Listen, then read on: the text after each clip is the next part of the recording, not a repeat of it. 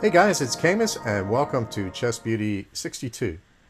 At the end of 61, we presented you with this position. This is a mate in 3 problem, so have at it if you haven't already.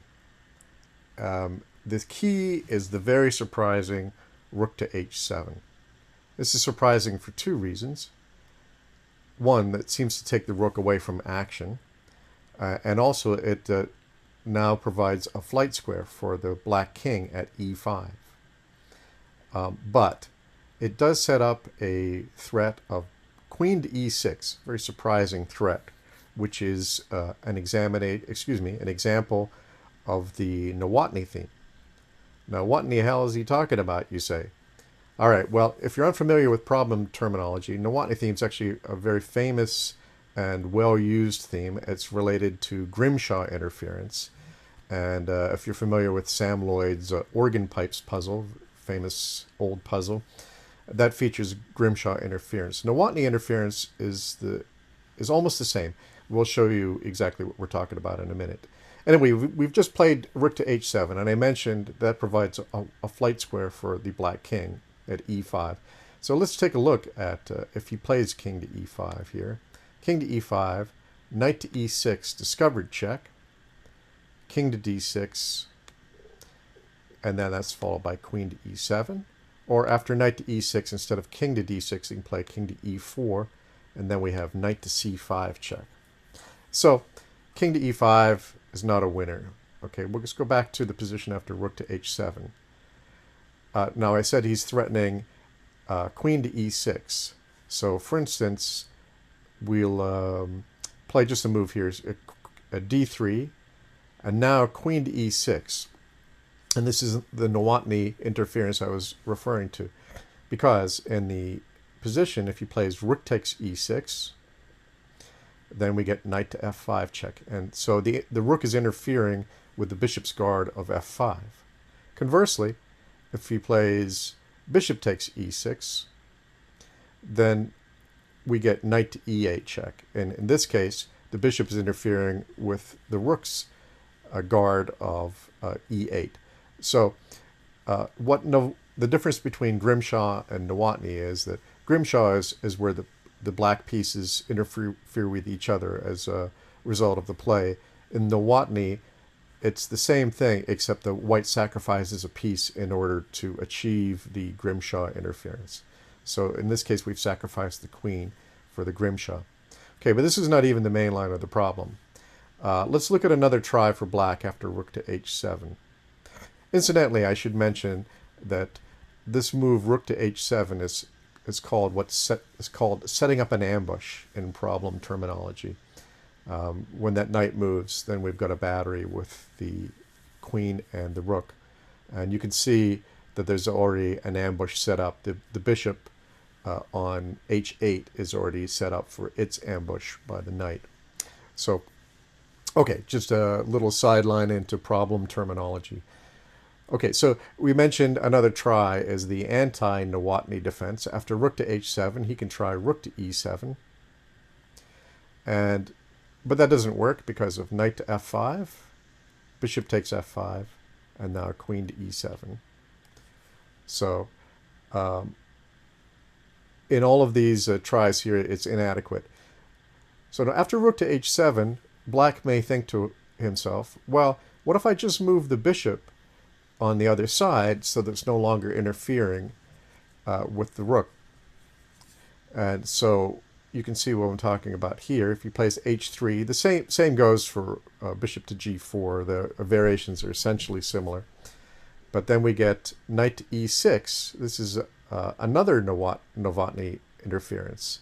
So this problem is actually kind of remarkable because it has 2 sets of different Novotnys.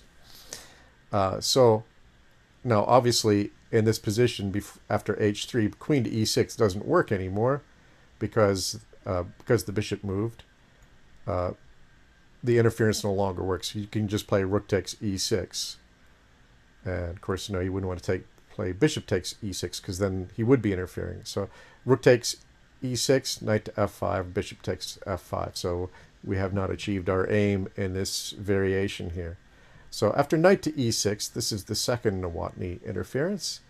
And again, if he plays bishop takes e6, then we get queen to e7 check. If he plays after knight to e6, takes e6, then we get queen to d7 check. Very nice problem. And this is by a guy named Helmut Pruscha. And this is, I believe, from 1969. It's a relatively recent problem. Unfortunately, I could not find any biographical information about this person. It seems that he may be a professor of mathematics in Germany, but I can't verify that. His name crops up quite a bit because he's done a lot of problems, and he's actually written a book of problems. However, like I said, I was unable to find any biographical information about him. I assume that he's still alive because I saw some recent references to problems he had made. Anyway, obviously he's a very good composer. Perhaps we can find out more about him in the future. Now, before I go on to the position of the next chess beauty, I want to give you another position for extra credit. We're going to do something unprecedented here in Chess Beauty. I'm going to double the usual prize money if you can solve this position. Okay, this is a game between Tony Miles and Craig Pritchett, and we're going to present you with this position. Black has just played king to h8. Now, this is actually a very fascinating position. Fascinating game, actually. Probably deserves a video of its own. But I don't want to go into all of that. I just want to highlight what's going on with respect to our problem theme here. So Pritchett played king to h8. And now it's your job to find a move for white. The game only lasts one move. So now, like I said, double the prize money if you can find this. I don't want to make you feel too bad, but my 11-year-old chess student found this after about 5 seconds of study. So hopefully you'll get it too. Otherwise, you might be terminally humiliated. I don't know. Okay, so assuming you've had a chance to try and work at it, in this position, white, Tony Miles, had actually been close to losing. In fact, his opponent missed a couple of clear chances to finish the game in his favor, but he failed to calculate this particular variation, and in time trouble, Tony Miles found bishop to e5, a rare example of the Nowotny theme occurring in a real game. And you can see clearly here, if he plays rook takes e5, then checkmate. The rook is interfering with the bishop's guard of g7. So he can try bishop takes e5, but that interferes with the other rook's guard of the rook on e8. And there's going to be a quick mate here. Okay, and of course. And finally, after bishop to e5, we have rook on the second rank takes. But this is the same problem as the other rook. G7 is unguarded. So, beautiful move from Tony Miles, and Craig Pritchett. After bishop to e5, he gracefully resigned. The best that he can do in this position is queen to d7, queen takes d7, queen takes d7, bishop takes e5, and it's just not enough. I went and did some further calculation, and it's just black is just totally lost here. There's no hope. Although he's got a little bit of an initiative here, you can see there's an issue on b2, but he's still losing. Anyway, let's go on now to what will be Chess Beauty 63. And this is an endgame study, and it's white to play and win. Okay, this is a very nice one.